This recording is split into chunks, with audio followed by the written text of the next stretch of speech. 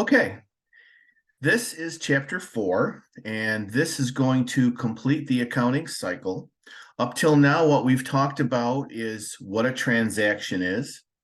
We also talked about how do we record that transaction? How do we make a record of it? And that was with a journal entry. From there, we learned that we have actual what we call accounts, and that is a summary of whatever we're talking about. It could be cash, accounts receivable, it could be assets.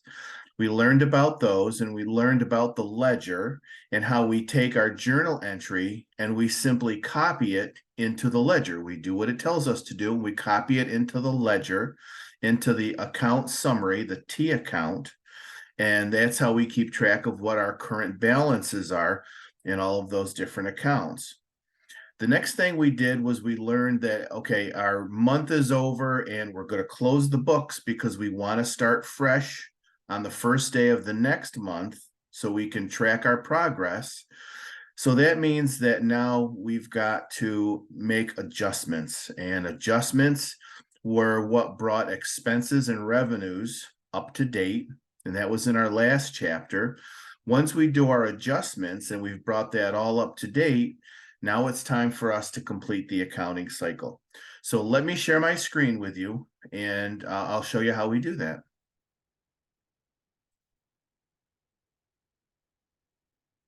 Okay. So the accounting cycle, it's the process by which companies produce their financial statements. Okay, we talked about the income statement, the statement of owner's equity, and the balance sheet. And we use a worksheet to summarize the needed data in one place. And that's what we've been talking about. That's what I've been showing you is the worksheet. The worksheet summarizes everything. Everything we need is on that one page, okay? So here again, we started off with journalizing transactions.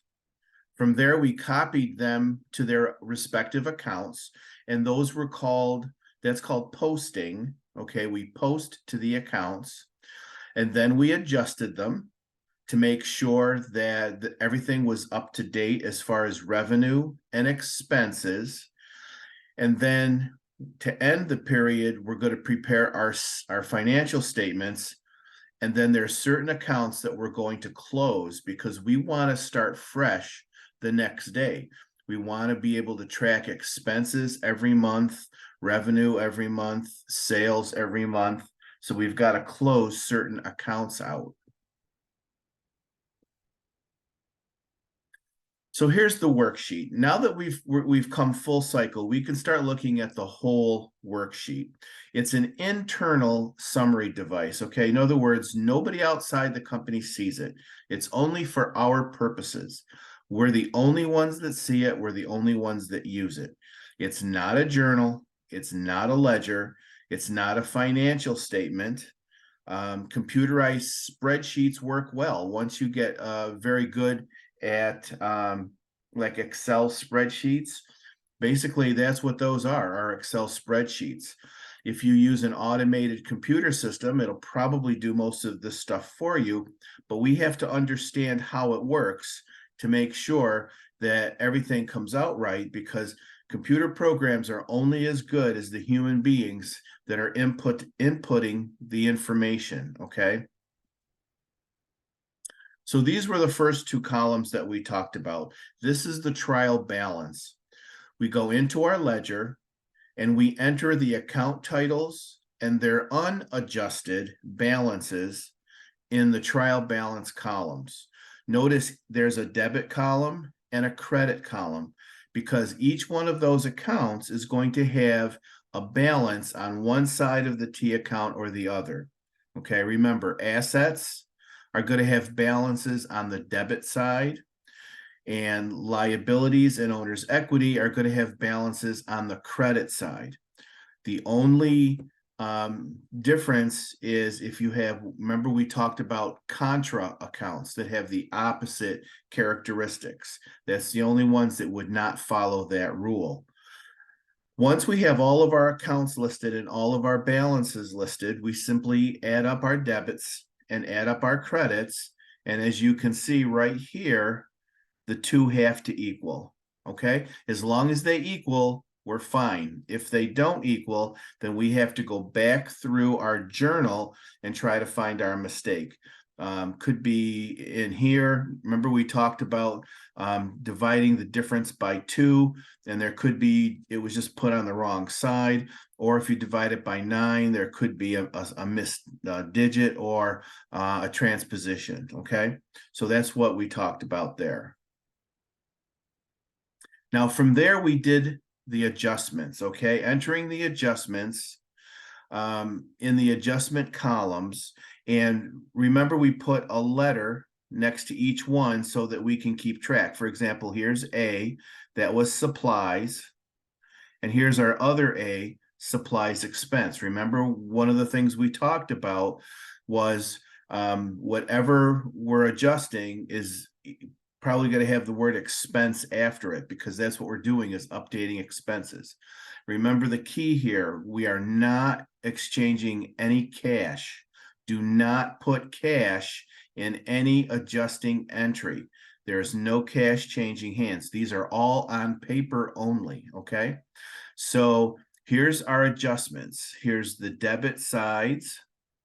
Here's the credit sides. Now, remember in the past, we've talked about this being a double entry system because we still have to have our accounting equation equal. So you've got assets equal liabilities plus owner's equity. And that means that everything we do, the two columns have to be equal. So here's our debit, and that's 2,100. Here's our credit side, that's 2,100. We're good. Okay, so our adjustments are fine, and we're all set to move on. Worksheet steps. Compute each account's adjusted balance by combining the trial balance and the adjustment figures. Enter each account's adjusted amount in the adjusted trial balance. See following slide. Okay, basically all that's saying is we're going to take the trial balance columns and we're going to combine them with the adjustment columns. That's going to give us balances that are up to date. Those are considered adjusted balances, okay? And that's all we're going to do here. So this is what it would look like. We take these columns here, these two columns, and we're going to combine them with these two columns. Now, the rules are very simple. If you have two debits, you're simply going to add them together. Here's an example. Accounts receivable, 2,200 debit. The adjustment was 300 debit. So it's going to be 2,500. We're adding them together, okay? Now, if it's a debit and a credit, then we're going to subtract them. And whichever amount was the larger amount, that's the column the balance would be in. So we had supplies 700, and the credit was 500 because we used up $500 worth of supplies. Well, if I used up $500 worth of supplies and I started off with 700, then that means I've only got 200 left. So I've got a debit and a credit. I'm going to combine them, and that gives me my debit balance of 200 because that was the larger size. Remember, supplies, any of these assets should have a balance in the debit column. Everything else should have a balance on the credit column. Okay, so we're going to combine the trial balance with the adjustments. Now, think of this too. If my trial balance debits and credits are equal, and I combine those with the adjustments, and the adjustments debit and credit columns are equal, then that means my adjusted trial balance should also be equal. And there it is, 29,400, 29,400. So those are balanced too, okay? So this is what we've got so far. Now, these accounts are up to date, so we can move on.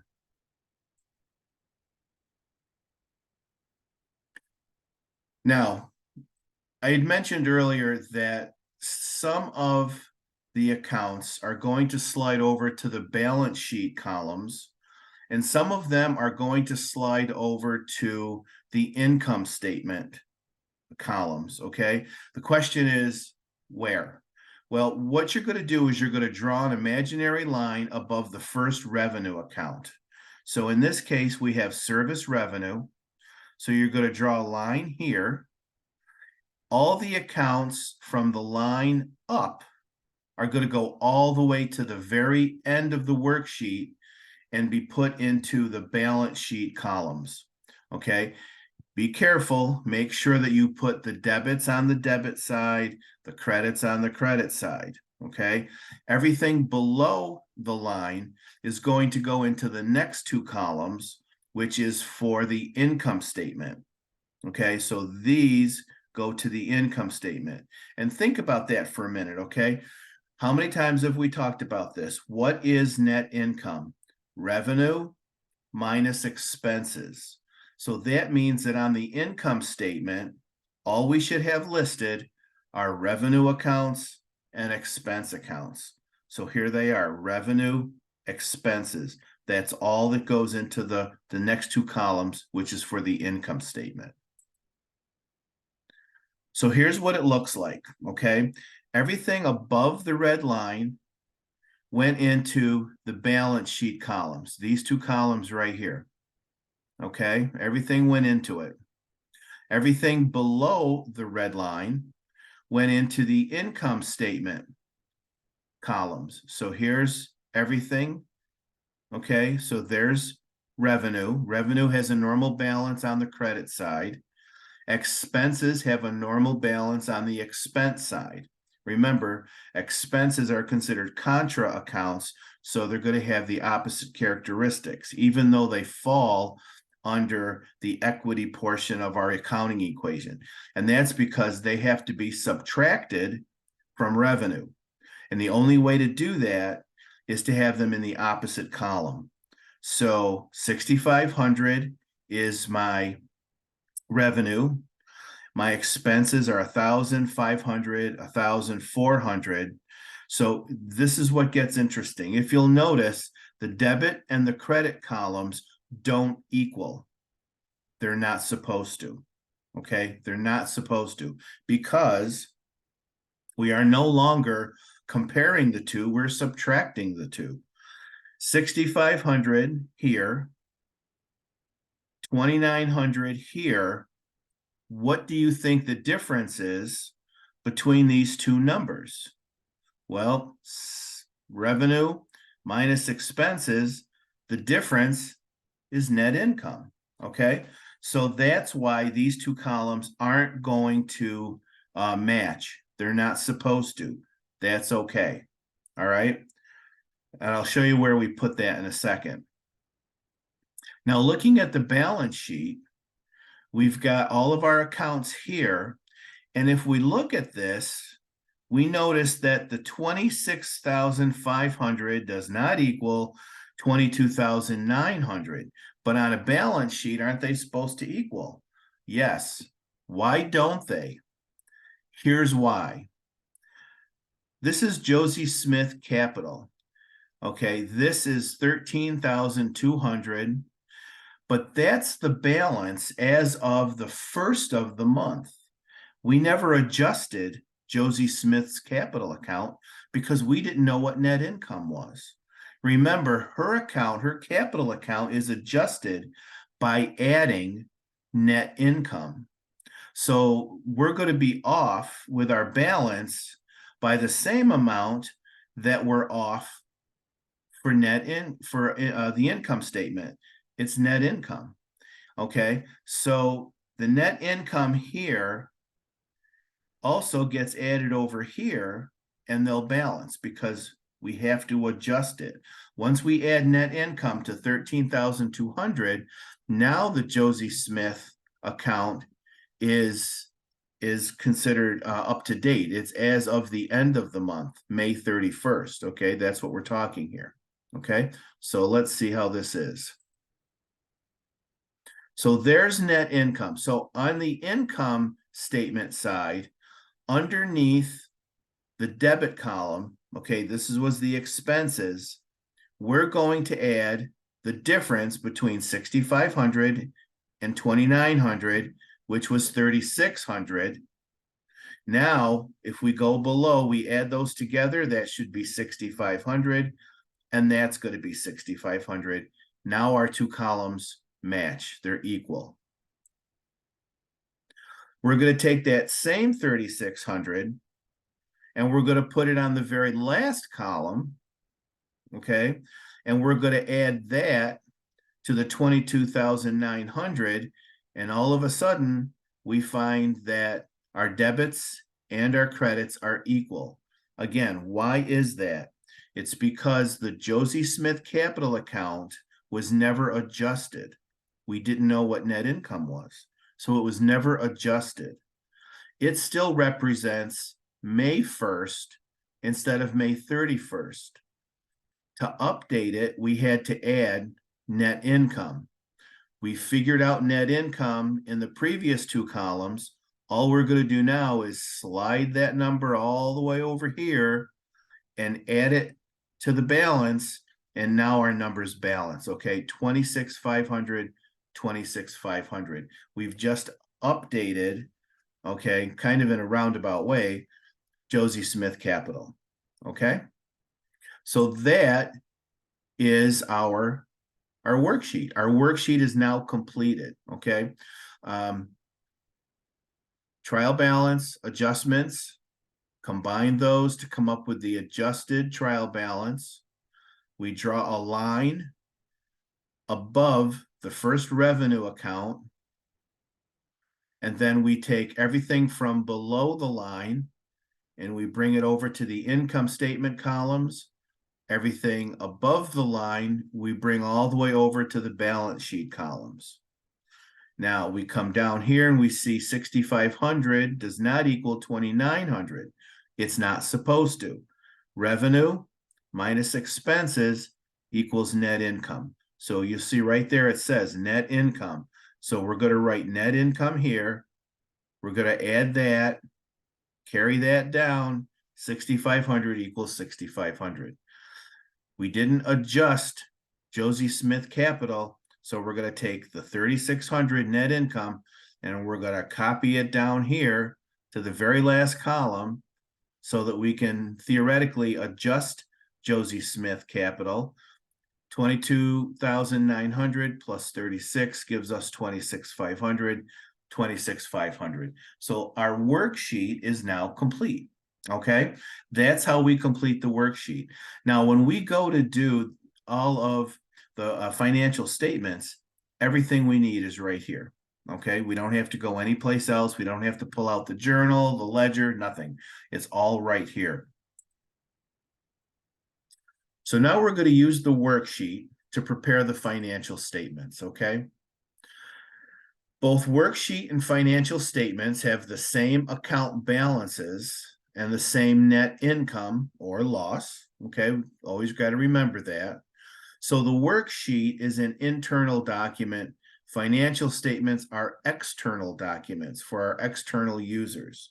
That's why nobody sees the worksheet but us. We're just using it to organize our data to create the financial statements. It makes it a lot easier for us.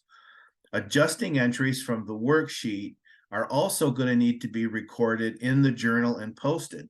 We did these on the worksheet, which was great, and that's how we'll get our financial statements done, but we never physically altered the accounts themselves. So we've got to take those adjustments that we did and actually do journal entries to them. That's the only way to affect the actual accounts so that the account balances are correct. Okay, so we're going to have to do journal entries for the adjusting entries, and then we're going to have to post them to the ledger. In other words, put them into their proper T accounts so that the actual accounts in the ledger are up to date and match the actual accounts on the worksheet. Right now, they don't. If you look at the worksheet and then look at the ledger and the T accounts, the accounts aren't going to match because we haven't carried those adjustments all the way to the ledger itself. Okay, so we'll do that also in a minute. So using the worksheet on previous slides, okay, let's look at how we compare the financial statements. Okay, the income statement columns from the worksheet are on the left. The income statement itself is on the right. The same accounts and amounts appear only in a different format. Okay, so you've got service revenue 6,500, service revenue 6,500. Here's a listing of all of your expenses.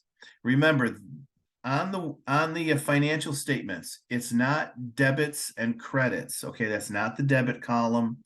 That's not the credit column. These are subtotals and these are totals. So we're going to write expenses and we're going to write in their totals in the subtotal column.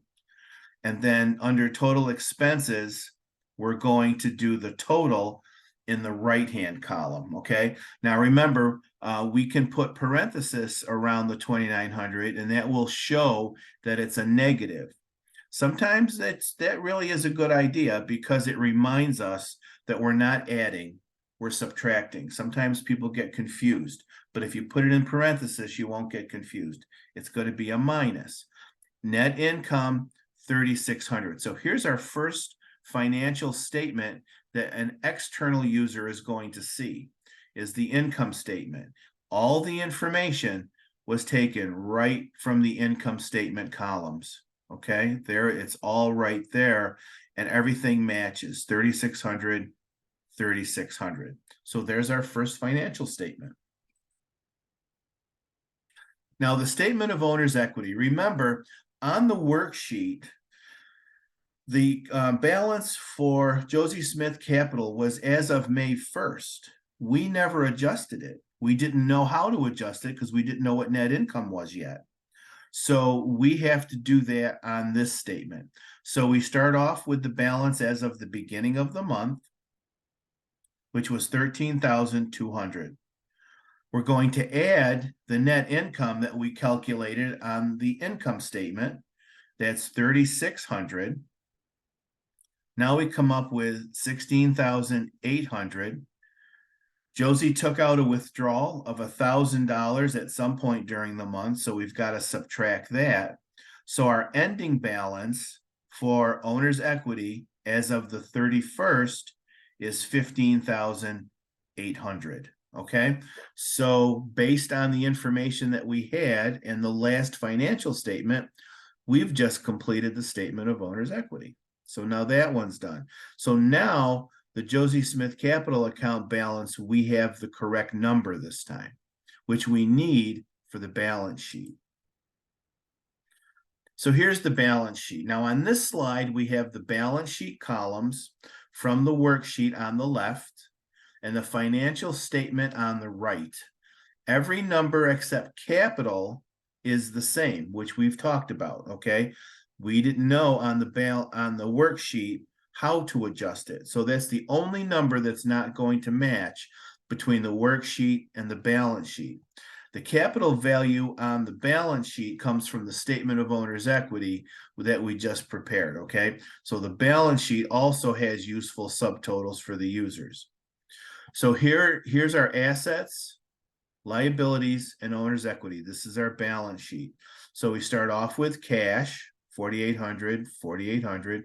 Accounts receivable, 2,500, 2,500. Supplies, 200, 200. Everything's matching. Now, something that we've talked about in the past, assets minus accumulated depreciation. We talked about accumulated depreciation. This is how we reflect assets at their book value on the balance sheet. Furniture, we originally paid $18,000 for it. That was what we paid for it new. It could have been years ago. By doing our adjustments, our accumulated depreciation is now $2,000. So the book value of our furniture is $16,000. That's how we have to report it.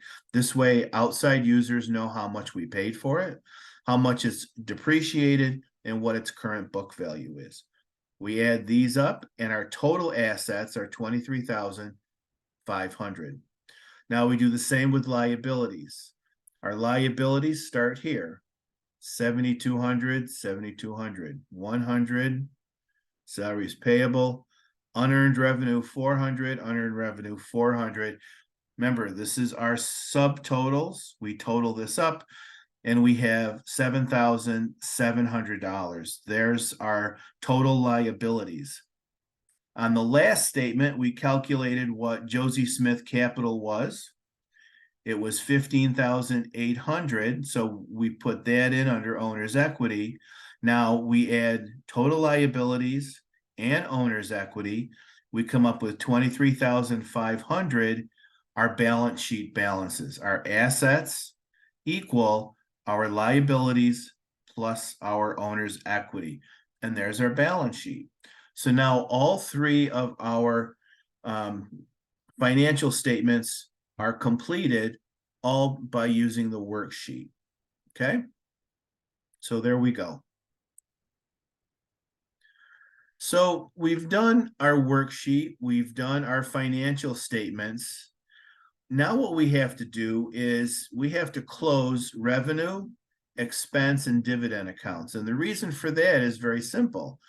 The beginning of every month, I need to start these accounts with 0 because I need to track them.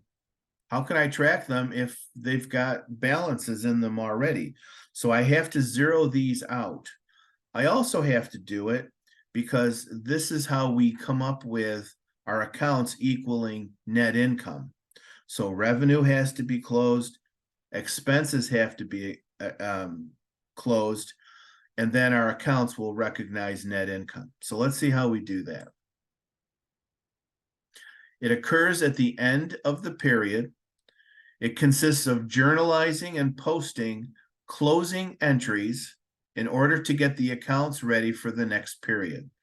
The closing process zeroes out all the revenues and all the expenses in order to measure each period's net income separately from all other periods. And the closing entries are always the same. Okay, we're going to close them out, and every month, basically, it's going to be the same. The only difference is going to be the numbers. So recall that the income statement reports net income for a specific period. For example, a business's net income for 2010 relates exclusively to 2010. For this reason, revenues and expenses are called temporary accounts. Okay. The withdrawals account is also temporary, and that has to be closed at the end of the period because it measures the withdrawals for only that one period.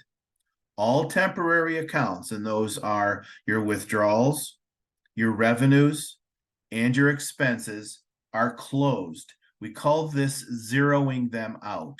Okay, where basically what we're going to do is we're going to, whatever side the balance is, we're going to put the same number on the other side so that the balance on that account is 0. By contrast, permanent accounts are going to stay open. These are not closed at the end of the period. These are assets because we still have the assets. They haven't changed. Liabilities because we still owe. So that hasn't changed. And capital, because that's still there, okay? So they're not closed at the end of the period. They're not closed at the end of the period because their balances are not used to measure income, okay? Keep that in mind. They're not used to measure income. Another way to remember which accounts are permanent is to recall that all accounts on the balance sheet are permanent accounts because they're part of the accounting equation. So if it's on the balance sheet, that means that it's going to be a permanent account. So we're going to do what we call closing entries. Closing entries. This is a transfer of temporary accounts to the capital account. Okay. Income summary is an account used in the closing process. We are going to introduce a new account called income summary. Okay. And that's exactly what it's going to do. It's going to summarize our net income. Okay. So closing entries transfers the revenue, the expense and the withdrawal balances to the capital account. That's the whole idea, which really is what we did because net income is revenue minus expenses. And all of those were added to the capital account and withdrawals were subtracted. So that's what the closing entries are going to do. As an intermediate step, the revenues and the expenses may be transferred first to an account titled income summary. So this is a brand new account we're introducing, but this is how we're going to put everything together and summarize it into this one account. Income summary summarizes the net income for the period or the net loss by collecting the sum of all the revenues and the sum of all the expenses. The income summary account is like a temporary holding tank that shows the amount of net income or net loss of the current period. Okay, it's balance. Net income or net loss is then transferred or closed to the capital account. So we're going to see how we do that. This is going to be the end of part 1 of this chapter, and we will continue with part 2 momentarily.